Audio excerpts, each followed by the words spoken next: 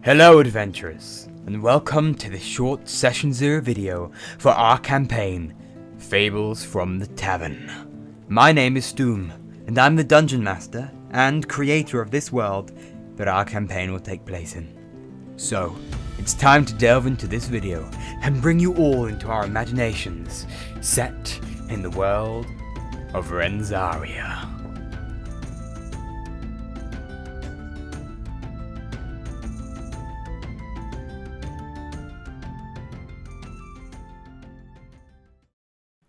My name is Erelon, or as you shall call me, the Golden Weave, the god of fate and the god of the path, and I am here to tell you all the story of Renzaria.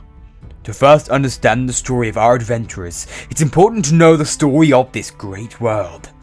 Whilst much of its past is buried deep in the ground, sections remain well known, and I today shall tell you those fragments of lives once lived.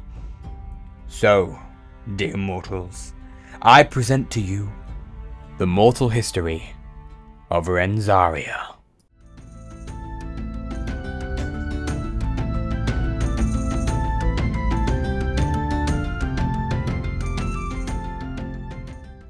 Above us gods are the almighty deities, beings of such immense power they are incomprehensible to mortal minds. It is these deities that formed Renzaria eons ago, turning it from a ball of ice into a place of paradise. Then, from the leaves they formed the elves, from rock came the dwarves, and from the roots of trees so formed the humans. To protect their creations from the peril of creatures formed by the emotion of cruelty itself, the deities created a species of protectors, a species the mortals named dragons.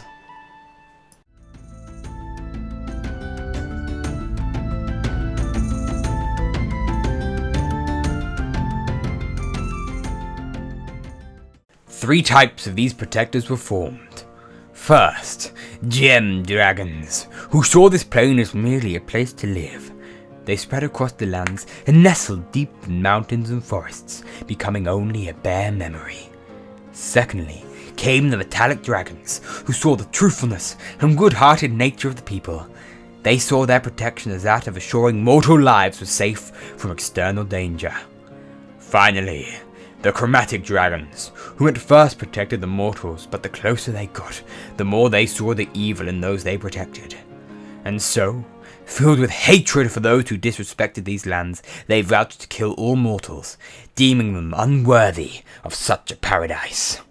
Tiamat, the mother of the dragons, created 5 dragons in her wake, beings of immense power, and the leaders of her army to be.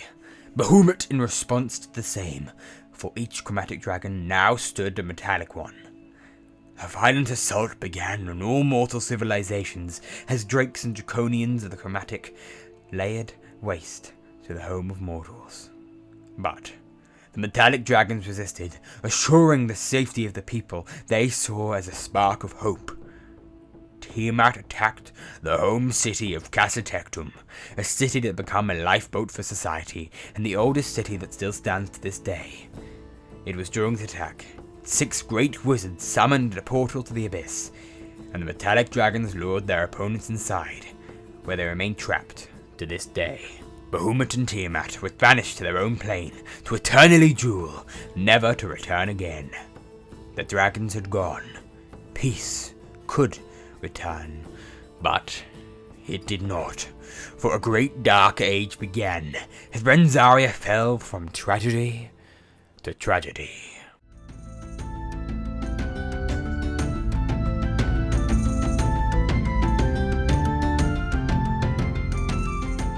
The blood of brother coated sister, and husband, wife, and the skies were grey with despair.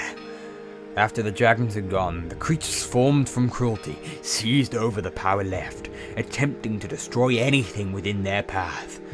Society and life seemed like it was soon to end, with nothing but destruction and death left behind. But from darkness light shall always prevail, for from their position in the stars the deities bestowed upon the people of Renzaria a final gift, before encasing themselves away and becoming the moons themselves. They ascended a select number of mortals to a level unseen before, creating me and my siblings. Creating gods.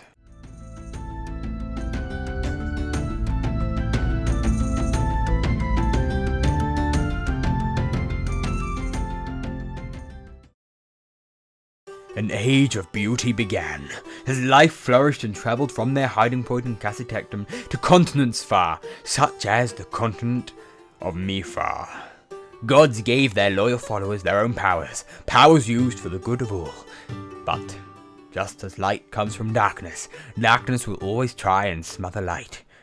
For a deity lost to history, was trapped within the core of the earth for his sins, was awakened by a mortal's attempt to ascend to godhood.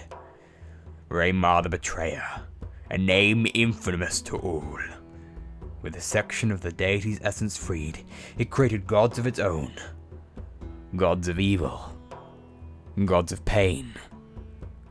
Gods of death.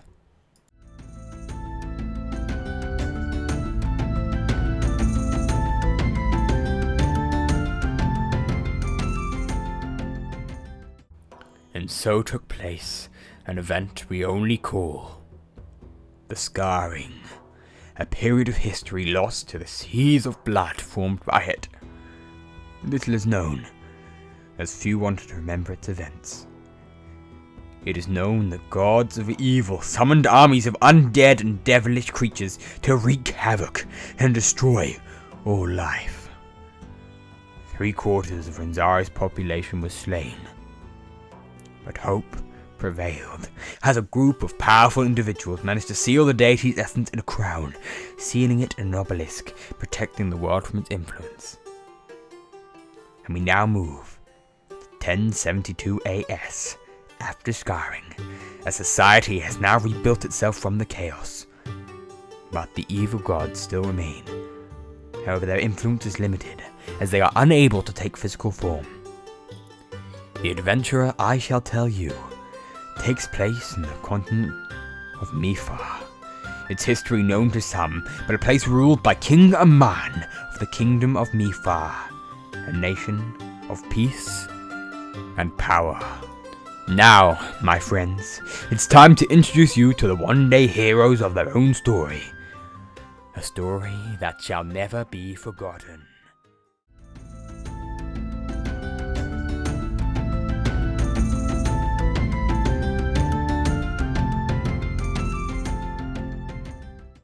Our story doesn't begin with a battle, nor in a tavern, for we began our story in a party, as it is Lawson Arboldson's, the son of Earl Arbold's birthday, and as such a party of great extent has been thrown, a party that would help fuse a band of individuals destined to greatness.